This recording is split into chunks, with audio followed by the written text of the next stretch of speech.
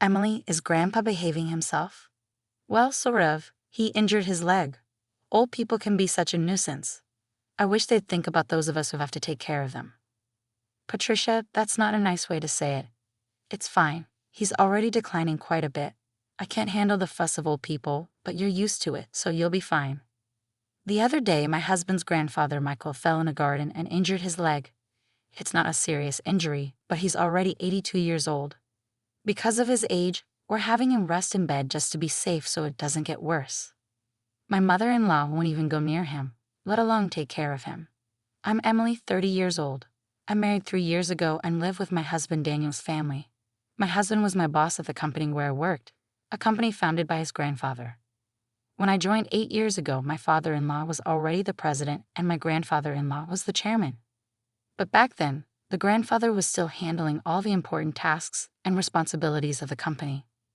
2 years ago, when Grandpa turned 80, he remained chairman but handed over most of the public duties to my father-in-law. Michael, you've worked hard all this time. Now, leave the company matters to Christopher and take it easy, my mother-in-law said with a smile, but her words sounded sarcastic to me. Grandfather-in-law is a bit stubborn but a fair and kind person with a good reputation. In contrast, my father-in-law seems somewhat immature, never expressing his opinions clearly and utterly unreliable compared to Grandpa. And he always does whatever my mother-in-law says. My grandmother-in-law has already passed away, and I never met her. My husband and I started dating when we worked together on the same product planning team 3 years after I joined the company. My husband, energetically leading the team, seemed reliable to me, though a bit self-righteous. Maybe I felt that way because I lost my father early and grew up with just my mother. My mother also passed away from illness 2 years ago, and now I have no family other than my in-laws. Shortly after I got married, my mother felt ill and needed care, so I quit my job to take care of her.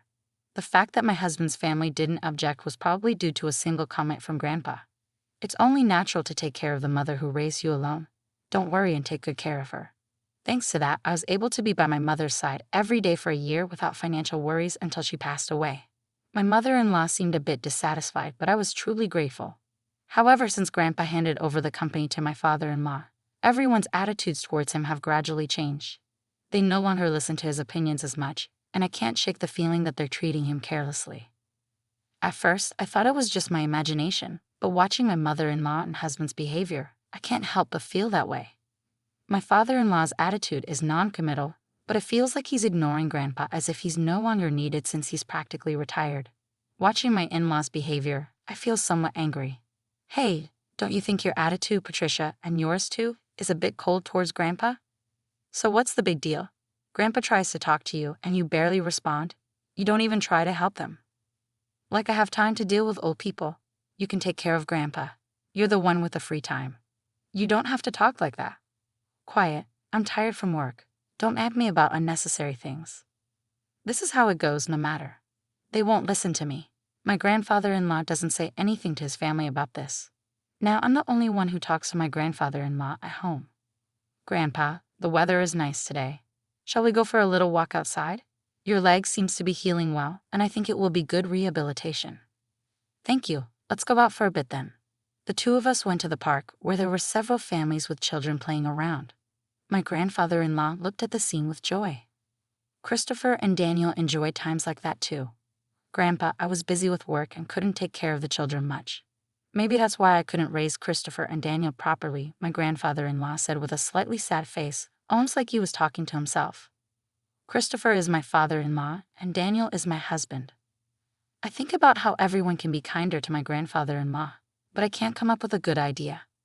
But then my in-laws suggested building a house for my grandfather-in-law. This house is over 50 years old, right? The layout is bad, it's hard to use. But instead of spending money on repairs, it would be better to build a new house in a more convenient location. A new house? Michael is getting older, and it's good that he only got injured last time, but we never know what will happen. So let's make the house barrier-free so we won't have trouble if care is needed. I see. We can even put Michael's room in the middle so everyone can take care of him easily. Yeah, that's not a bad idea. Right, so it's settled then. And Michael, at the cost. If it's a house for all of us, I'll take care of it. Talk to Mr. Jones about the money. Typical Michael, thank you. We appreciate it, my mother-in-law smiled happily. It seems to me that they only flatter him when they want money. But if everyone takes care of my grandfather-in-law after moving to the new house, I thought there could be nothing better. Mr. Jones is the company's in-house counsel and also manages my grandfather-in-law's personal assets. My grandfather-in-law liked his character and made him in-house counsel, and it's been nearly 30 years. He is 58 now and the person my grandfather-in-law trusts the most. I've met him several times and he seems to be a very honest person. He always cares about my grandfather-in-law's health, and sometimes I think he's more like a son than his real sons.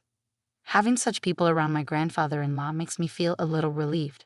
I wasn't informed about the details of the house being built, but my mother-in-law seemed very cheerful, and the three of them were looking at interior design magazines and discussing various things, so it seemed to be going smoothly. Then something unexpected happened. It was revealed that my grandfather-in-law had a debt of $1,820,000. Wait, what's this about $1,820,000? I exclaimed. My grandfather-in-law had become a co-signer for a loan for a friend's company, but that company was in trouble, and the debt had become my grandfather-in-law's responsibility. Wait, they're not going to take the house. It's under construction, are they? Since the contract has already been completed, and as Patricia said, it's in the president's name, so it's fine, my mother-in-law seemed relieved at those words. Oh, thank goodness. I'm glad we did it my way. Listening to that conversation, I learned for the first time that the house was in my father-in-law's name.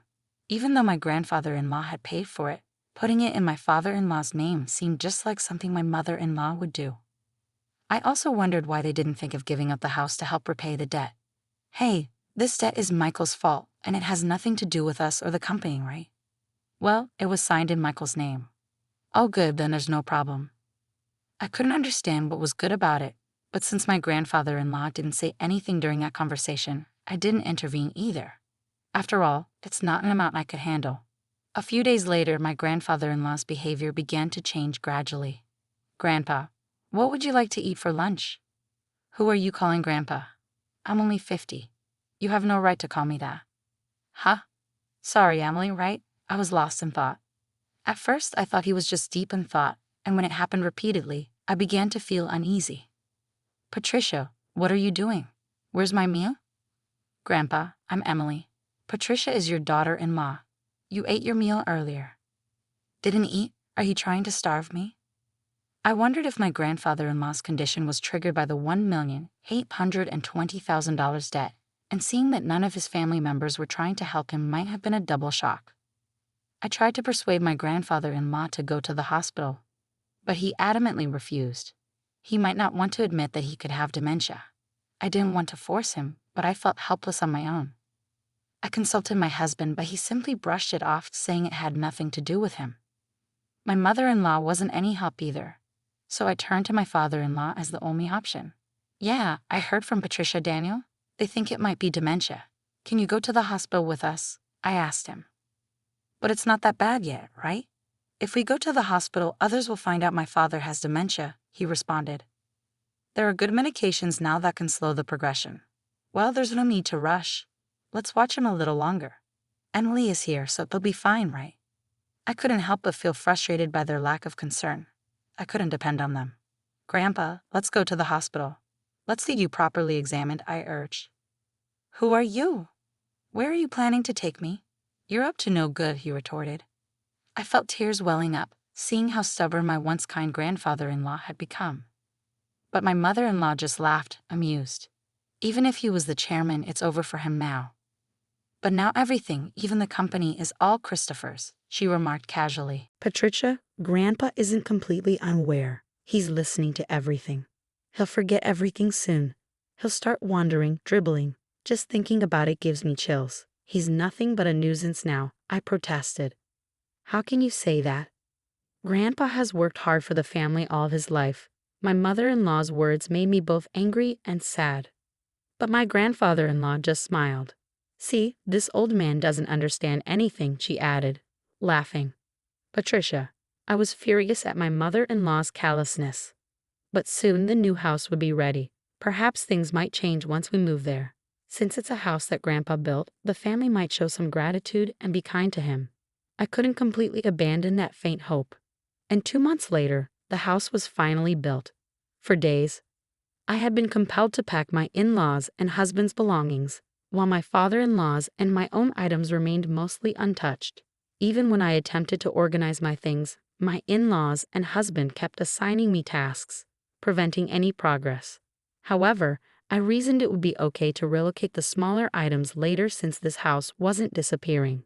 On moving day, after transferring most of the belongings, I went to call my father-in-law, but my husband intercepted me.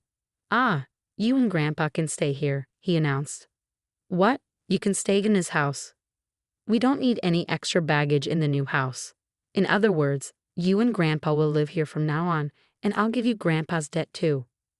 "Well, you can at least be a housekeeper." "Hey, let's go." "Yeah, I'm coming. Good luck with all the debt repayment and live-in care." My in-laws cheerfully departed, leaving me stunned. For a while, I couldn't comprehend what had just occurred. Were we abandoned, not just me, but also my grandfather-in-law, only they would reside in the new house? It took me some time to grasp because it was beyond my imagination that someone could be so cruel. How should I explain this to my grandfather-in-law?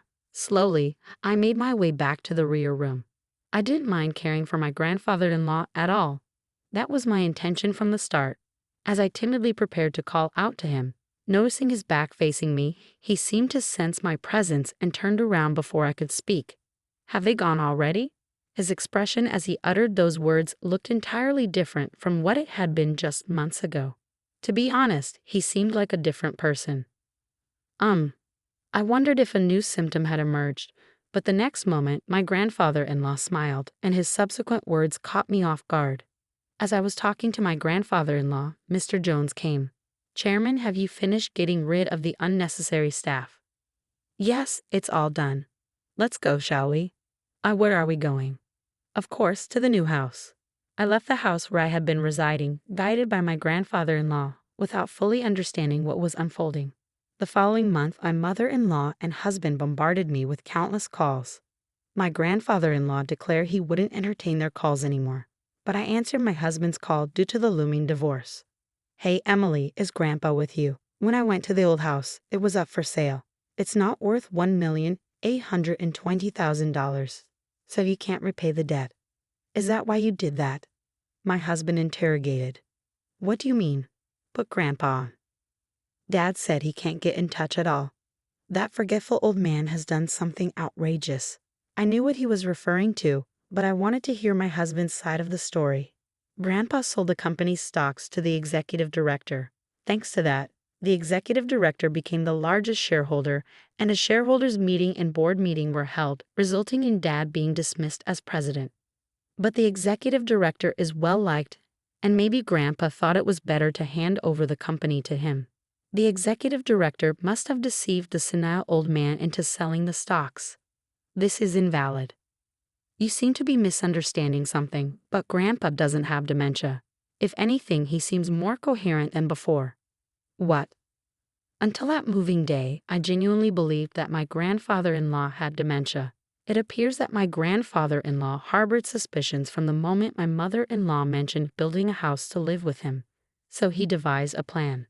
He feigned dementia to observe how my in-laws and husband would react. As anticipated, they revealed their true colors, one after another. In the end, they left my grandfather-in-law and me behind. I struggled to contain my laughter because everything unfolded exactly as I had expected. My grandfather-in-law then said, I found myself surprised, relieved, and slightly conflicted. To deceive the enemy, you must first deceive your allies, my grandfather-in-law chuckled. It seemed he had been receiving regular updates on the company from the executive director and Mr. Jones. With my grandfather-in-law gone, my father-in-law and husband acted as they pleased, self-righteous, and completely ignoring the opinions of the employees, often entertaining at the company's expense. Eventually, my grandfather-in-law handed over the company to my father-in-law, but he harbored concerns about the future, leading him to take decisive action. In the end, he decided he couldn't entrust it to his son and left it to the executive director. I explained. What about the $1,820,000 debt? My husband inquired.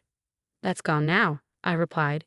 Indeed, my grandfather-in-law had been a guarantor for a friend's dad, but he had personal assets exceeding that amount.